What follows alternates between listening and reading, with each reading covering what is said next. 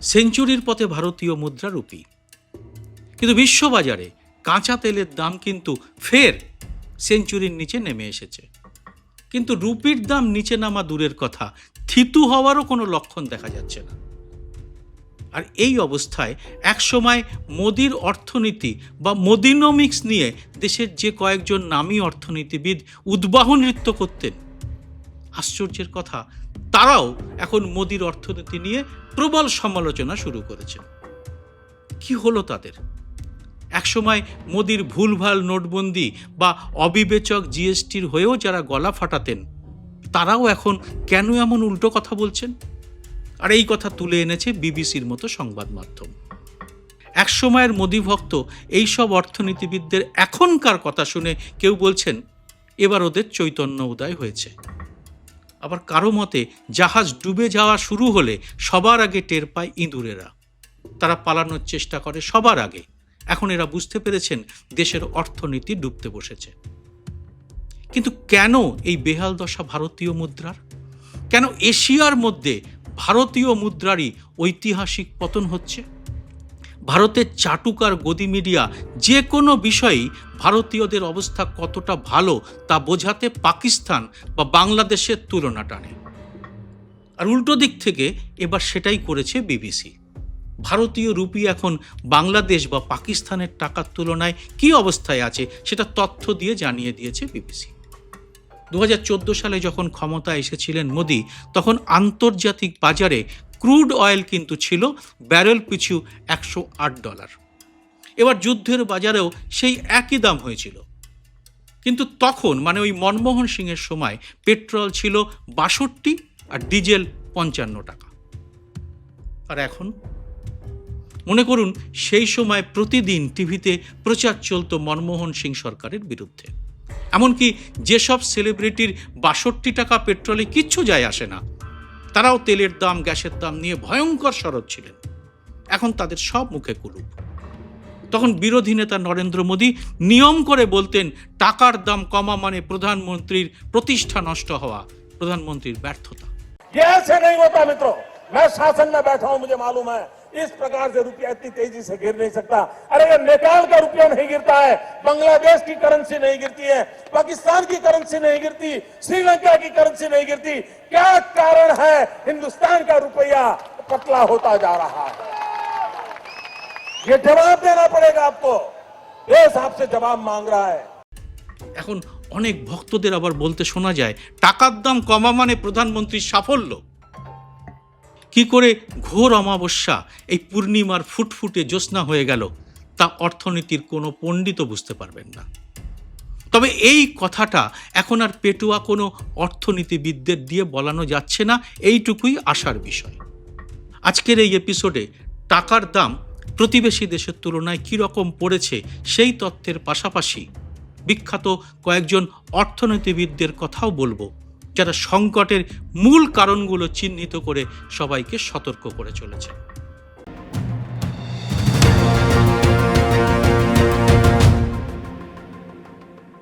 নমস্কার, সবাইকে স্বাগত।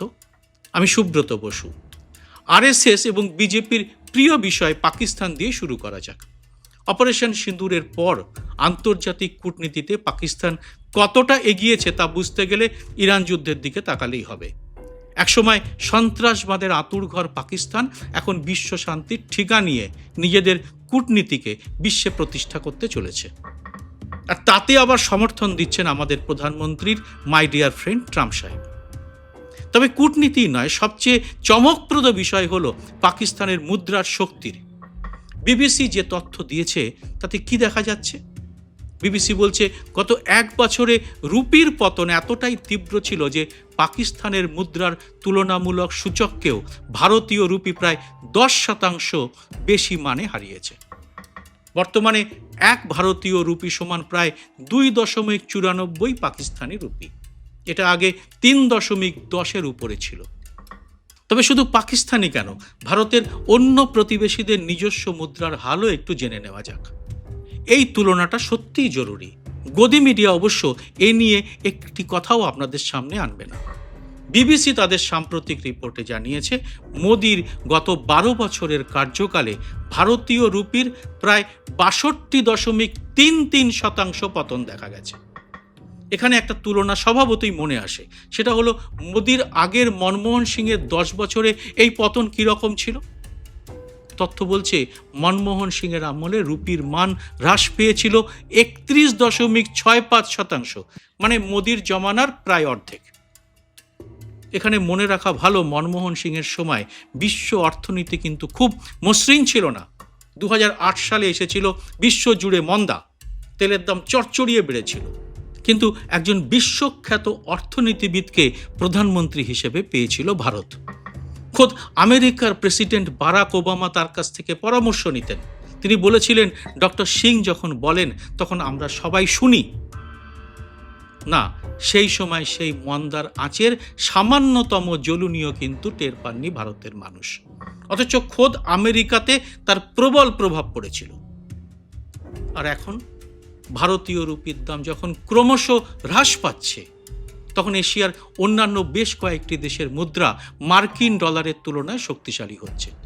যেমন মালয়েশিয়া। গত বছরে মালয়েশিয়ার মুদ্রা রিঙ্গিট 9.25% মজবুত হয়েছে। অর্থনীতির ভাষায় বলা হচ্ছে, এটা গত 7 বছরের মধ্যে সবচেয়ে শক্তিশালী স্তরে পৌঁছেছে। আশ্চর্য তো বটেই, কিন্তু কেন এটা হলো? অর্থনীতিবিদরা বলছেন, বিদেশি বিনিয়োগকারীদের ভরসা বৃদ্ধি পাওয়ায় মালয়েশিয়ার মুদ্রার এই উন্নতি সম্ভব হয়েছে। এবার আসুন বাংলাদেশের কথায়। সাধারণত ঐতিহাসিকভাবে ভারতীয় রুপি বাংলাদেশের টাকার চেয়ে বেশি শক্তিশালী অবস্থানে থাকত, কিন্তু সাম্প্রতিক সময় সেই ব্যবধানও নাটকীয়ভাবে কমে এসেছে।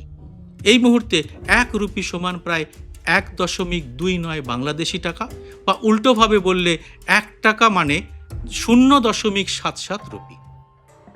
কিন্তু এমন পার্থক্যের কারণ কি? কি করলো বাংলাদেশ এই সময়ের মধ্যে? কেন ইরান যুদ্ধের প্রভাব তাদের উপর পড়ল ভারতের থেকেও কম?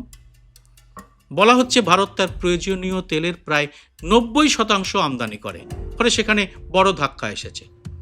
কিন্তু মোদী সরকারের নীতির ফলে তার আগাম কোনো পরিকল্পনা বিশ্বখ্যাত কোনো অর্থনীতিবিদদের চোখে পড়েনি। সেখানে বাংলাদেশ তার আভ্যন্তরীণ অর্থনীতি এবং প্রবাসী আয় বা রেমিটেন্সের জোরে রুপির এই নজিরবিহীন পতনের মুখে নিজের মুদ্রাটাকে তুলনামূলকভাবে অনেকটাই ধরে রাখতে পেরেছে। ফলে রুপির সাপেক্ষে টাকার মান সাম্প্রতিক সময় কিছুটা সুবিধাজনক অবস্থানে রয়েছে। এবার আসুন আর এক প্রতিবেশী থাইল্যান্ডের কথায়। থাইল্যান্ডের কারেন্সি বাট ডলারের তুলনায় গত 1 বছরে শক্তিশালী পারফরমেন্স দেখিয়েছে। বাণিজ্য উদ্বৃত্ত বা ট্রেড সারপ্লাস বৃদ্ধির কারণে জানুয়ারি মাসে তাদের মুদ্রার শক্তি গত কয়েক বছরের তুলনায় প্রায় 10%-এরও বেশি বৃদ্ধি পেয়েছে। হ্যাঁ, ঠিকই শুনছেন, 10%। আর চীনের কথা বলা মানে তো সরাসরি বোল্ড হয়ে যাওয়া। চীনের ইউয়ান তো এখন আমেরিকার ডলারের সঙ্গে প্রতিযোগিতায় নেমেছে। তারা এত বড় প্রতিদ্বন্দ্বী যে পাগলা জগায় ট্রাম্পও তাদের রীতিমতো সমঝে চলে। তথ্য বলছে, ইউয়ান গত 3 বছরের মধ্যে ডলারের তুলনায় তাদের সবচেয়ে শক্তিশালী জায়গায় রয়েছে। এবার আসবো সিঙ্গাপুরের কথায়। গ্লোবাল আর্টিফিশিয়াল ইন্টেলিজেন্স বা এআই এর ক্ষেত্রে সিঙ্গাপুরের অর্থনীতি ভালো করার ফলে তাদের জিডিপির বৃদ্ধির হার এবং মুদ্রার মান 1% মজবুত হয়েছে। আন্তর্জাতিক ফরেক্স মার্কেট এবং রয়টার্সের অর্থনৈতিক প্রতিবেদন অনুযায়ী ভারতীয় রুপি এশিয়ার মধ্যে সবচেয়ে খারাপ পারফর্ম করা মুদ্রায় পরিণত হয়েছে। মার্কিন ডলারের বিপরীতে রুপির মানের রেকর্ড পতন রোজই ঘটে চলেছে। আর এ নিয়ে আমাদের অর্থমন্ত্রী বা প্রধানমন্ত্রীর কোনো বক্তব্যই নেই। কিন্তু কেন এমন হচ্ছে? এ নিয়ে কি বলছেন বিশিষ্ট অর্থনীতিবিদরা? তারা এই বিপর্যয়ের পেছনে বেশ কিছু কারণ খুঁজে পাচ্ছেন। রিজার্ভ ব্যাংক অফ ইন্ডিয়ার প্রাক্তন গভর্নর এবং শিকাগো ইউনিভার্সিটির অধ্যাপক ডক্টর রঘুরাম রাজনের কথা প্রথমে শুনে নিই। টাকার ধারাবাহিক পতন এবং শেয়ার বাজারের অস্থিরতা নিয়ে রাজন অত্যন্ত বাস্তববাদী একটা ব্যাখ্যা দিয়েছেন। তিনি বলছেন, ভারত চীনের অন্ধ অনুকরণে হেল্টার স্কেল্টার বা টেকসই নয় এমন পরিকাঠামো নির্মাণে মেতেছে। রাজন বলছেন প্রতিটি শহরই এখন মেট্রো রেল চায়, কিন্তু সেই মেট্রো স্টেশনগুলো সঠিক জায়গায় তৈরি করা বা সেই বিপুল খরচ পুনরুদ্ধার করার ক্ষমতা সবার নেই। এই ধরনের অনুৎপাদনশীল জনমুখী বিনিয়োগ ভারতের আর্থিক ঘাটতি বাড়াচ্ছে, যা পরোক্ষভাবে রুপির উপর চাপ সৃষ্টি করছে। এর সঙ্গে রয়েছে ভুল জায়গায় বাজি ধরা।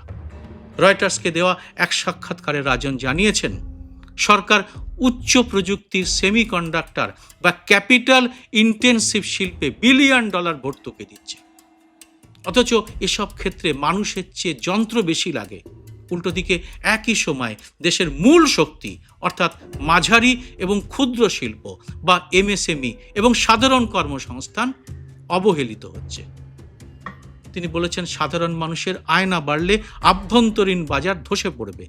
আর ঠিক এটাই এখন শেয়ার বাজারের মন্দায় প্রতিফলিত হচ্ছে।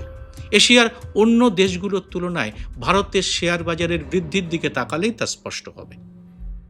ভারতের অর্থমন্ত্রী নির্মলা সীতারামনের স্বামী ডক্টর পরাকলা প্রভাকর কিন্তু শুধু অর্থনীতি নিয়েই কথা বলেন না, একই সঙ্গে তিনি ভারতের রাজনীতি নিয়েও কথা বলে থাকেন। তিনি মনে করেন, যে কোনো দেশের রাজনৈতিক অবস্থা যদি মজবুত না থাকে তবে অর্থনীতির অস্থির অবস্থা হবেই। এর মানে কি? মোদি তো জিতে চলেছেন লাগাতার একটার পর একটা ভোটে, কিন্তু ভারতের রাজনীতি কি স্থির? বিনিয়োগের স্বর্গ? তাহলে কেন চলে যাচ্ছে বিদেশি বিনিয়োগ? টেসলা সহ অন্যান্য বিদেশি সংস্থা কেন দেশ থেকে পালাচ্ছে? পরাকলা প্রভাকর ভারতের এখনকার অর্থনৈতিক মডেলের উপর সবচেয়ে আক্রমণাত্মক অথচ তাত্ত্বিক বিশ্লেষণটি করেছেন। তার বিখ্যাত বই the crook timber of new India এবং দ্য হিন্দুতে তার লেখা কলামে তিনি সরকারের তীব্র সমালোচনা করেছেন। ডক্টর প্রভাকর সরাসরি মোদী সরকারের নীতিকে কৌশলগত দূরদর্শিতাহীন বলে আখ্যা দিয়েছেন।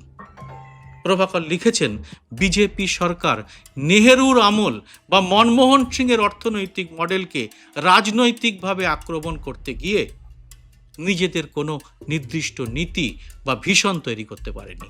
তারা শুধু বলেছে ওটা ভালো নয়, এটা ভালো নয়, কিন্তু নিজস্ব বিকল্প অর্থনীতি দিতে তারা দেশকে ব্যর্থ হয়েছে।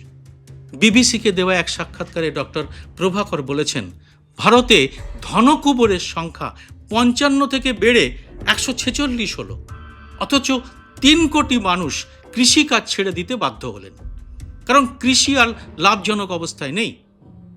এটা কিসের উদযাপন? তার মতে মুষ্টিমেয় কয়েকজন শিল্পপতির হাতে দেশের সম্পদ কুক্ষিগত করার এই মোদি মডেল ভারতের খুচরো বাজারকে একেবারে পঙ্গু করে দিয়েছে। অন্যদিকে আন্তর্জাতিক অর্থনীতিবিদ এবং বিদেশি রেটিং সংস্থার পর্যবেক্ষণও মোদিনোমিক্সের 12টা বাজিয়ে দিয়েছে। কি বলছে এই সব সমীক্ষক সংস্থাগুলো সেটা একটু শুনে নেওয়া যাক। গোল্ডম্যান স্যাক্স এবং আন্তর্জাতিক মুদ্রা তহবিলের অর্থনীতিবিদদের বিশ্লেষণ বলছে, ভারতীয় মুদ্রা 2023 সালের তুলনায় 2026 সালের মে মাসে ডলার প্রতি 96 রুপির গণ্ডি পার করার পেছনে ভারতের নিজেদের নীতি লঙ্ঘনই প্রধান দায়ী। কীরকম? বিদেশি বিশ্লেষকদের মতে মোদি আত্মনির্ভর ভারতের স্লোগান দিলেও কাঁচামালের জন্য আগের চেয়ে অনেক বেশি বিদেশি আমদানির উপর নির্ভরশীল হয়ে পড়েছে ভারত। টাকার অবমূল্যায়নের কারণে এই আমদানি আরও ব্যয়বহুল হচ্ছে, যার ফলে ভারতীয় পণ্য বিশ্ববাজারে প্রতিযোগিতায় পিছিয়ে পড়ছে। আন্তর্জাতিক অর্থনীতিবিদদের একটা বড় অংশই মনে করেন ভারতের শহুরে এবং গ্রামীণ বাজারের কনজামশন ডিম্যান্ড বা সাধারণ মানুষের কেনাকাটার ক্ষমতা মারাত্মকভাবে কমে গেছে। এর প্রধান কারণ হলো গ্রামীণ মজুরি কমে যাওয়া এবং দেশে ক্রমবর্ধমান বেকারত্ব। কিন্তু এত কথা শুনছে কে? এর সহজ সমাধান হলো এগুলোকে চক্রান্ত বলে দাগিয়ে দেওয়া। ডক্টর প্রভাকরের ভাষায়, সরকার তার অর্থনৈতিক পারফরমেন্সের উপর ভর করে নয়, বরং উগ্র জাতীয়তাবাদ এবং সুরক্ষার রাজনীতি কার্ড খেলেই পার পেতে চাইছে। এর ফলে অর্থমন্ত্রক একদিকে রিজার্ভ ব্যাংকের উপর চাপ সৃষ্টি করে রুপির দাম ধরে রাখতে ডলার বিক্রি করাচ্ছে, আর ঠিক তখনই বাণিজ্য মন্ত্রক আবার চড়া আমদানি শুল্ক বসিয়ে উৎপাদনকারীদের হাত পা বেঁধে দিচ্ছে। এই পলিসিকেই বলা হচ্ছে পক্ষাঘাত নীতি। বিখ্যাত খান স্যার তার ছাত্রদের একটা ক্লাসে বলেছেন, ভারতের এই যে বিপর্যয় এর মূল কারণ ভারতের মেইন স্ট্রিম মিডিয়া। তাদের বানানো বেলুন এবং মিথ্যে প্রচার, যার ফলে কোনো সংকটের ছায়া দেখা যায় না ভারতীয় মূলধারার সংবাদ মাধ্যমে। জনগণ তাই এসব জানতে পারেন না, আর তাই এসব নিয়ে সময় ব্যয় করে না আমাদের সরকারও। তবে ভারতের এই অর্থনৈতিক সংকটের সবচেয়ে আকর্ষণীয় এবং রাজনৈতিকভাবে তাৎপর্যপূর্ণ দিক হলো একসময় মোদি সমর্থক বা তার অর্থনীতির প্রশংসাকারী বিশেষজ্ঞদের একেবারে পাল্টে যাওয়া। যেমন মোদির প্রাক্তন প্রধান অর্থনৈতিক উপদেষ্টা অরবিন্দ সুব্রমণিয়াম কিংবা সুরজিৎ ভাল্লার মতো অর্থনীতিবিদরা এখন বলতে বাধ্য হচ্ছেন, অল ইজ নট ওয়েল। এ ব্যাপারে আপনারা কি বলেন অবশ্যই জানাবেন কমেন্ট বক্সে। জয় হিন্দ, সত্যমেব জয়তে। স্বাধীন সাংবাদিকতার পাশে দাঁড়াতে এবং আমার প্রতিটি ভিডিও সবার আগে পেতে মাসে মাত্র 59 টাকা দিয়ে চ্যানেলের মেম্বারশিপ নিতে পারেন। চ্যানেলটি খুলে জয়েন শব্দটিতে ক্লিক করে যে কোনো দেশ থেকেই খুব সহজেই এ কাজ করা যায়। চ্যানেলটি ভালো না লাগলে সহজে মেম্বারশিপ ছেড়েও দিতে পারবেন। যারা এর মধ্যেই মেম্বারশিপ নিয়েছেন তাদের অনেক অনেক ধন্যবাদ। আপনাদের জন্য আলাদা করে ভিডিও তৈরির কাজও খুব শীঘ্রই শুরু করা হবে।